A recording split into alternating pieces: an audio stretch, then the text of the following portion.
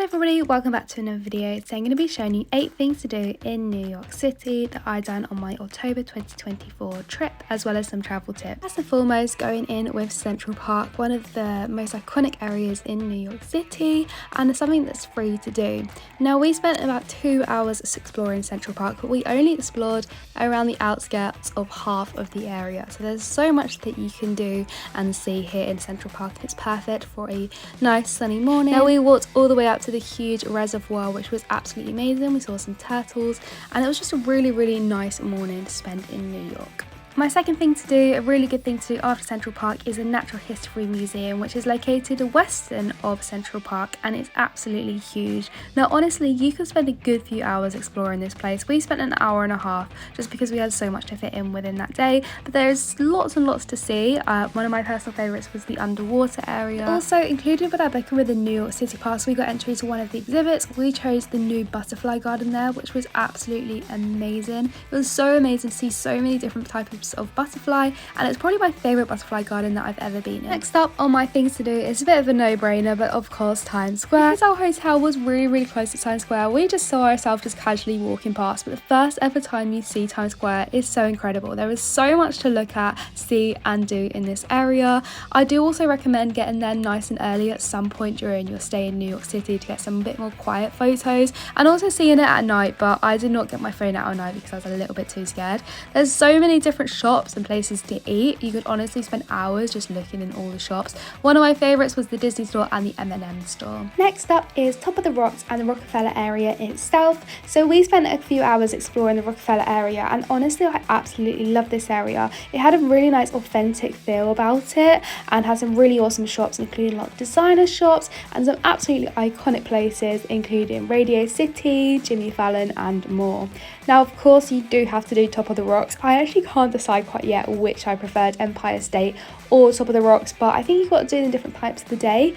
The experience before you go into Top of the Rocks is just so amazing. It's very exciting, and it really gives you a bit of a history into Rockafellar and the area and how it was made. And the views at the top of Rockafellar was amazing. I absolutely loved this Central Park view, and just seeing how high the buildings were and the incredible scenery of New York City was something I'd never forget. Next up, we have Ellis Island and the Statue of Liberty. Now, this might have actually been my favourite part of New York City. We went on such a lovely sunny day, and it had the most incredible views of New York City from quite far, and an amazing opportunity to see the Statue of Liberty that up close, which I didn't actually realise would get to be that up close to the Statue of Liberty. It was so iconic. We then headed over to Ellis Island, which was so informative. I didn't really know a lot about Ellis Island, but I found it so interesting. You can spend a really good amount of time here, and of course, like I said, the skyline from this view was incredible. Number 6 is visiting the Chelsea neighbourhood, which is just down from Hell's Kitchen and Times Square in New York City.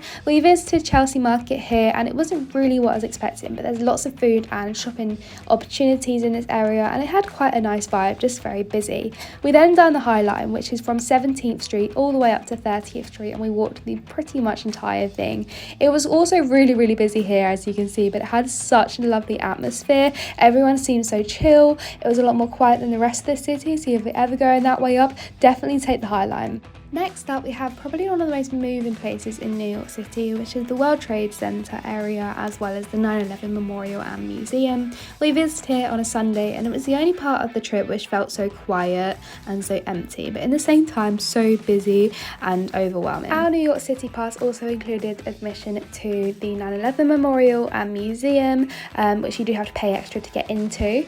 It was absolutely incredible to be able to understand a bit more about what happened, the impact it had, and how significant the Twin Towers were to America. Something that, as someone being born after the 9/11, I didn't really understand until going to the museum. It's somewhere I think everyone who goes to New York needs to visit at least once, because it really puts into perspective the scale and the impact of the 9/11, and as well as the fragility of life. And finally, we have the visit to the Empire State. Now, what I loved about the Empire State visit is the viewing platform area was so amazing. You got to learn a little bit more about the building of it, life in the 1930s and further on in New York City, and how the Empire State has changed over time. Now, we visited the Empire State at the best possible time of the day, in my opinion, which was at sunset, and it was absolutely incredible. I definitely recommend getting there an hour before sunset so you can go through the museum, but truly appreciate the sunset over New York City. Thank you so much for watching my video on 8 things to do in New York City. I hope you enjoyed, and don't forget to like and subscribe. Thank you very much. Bye.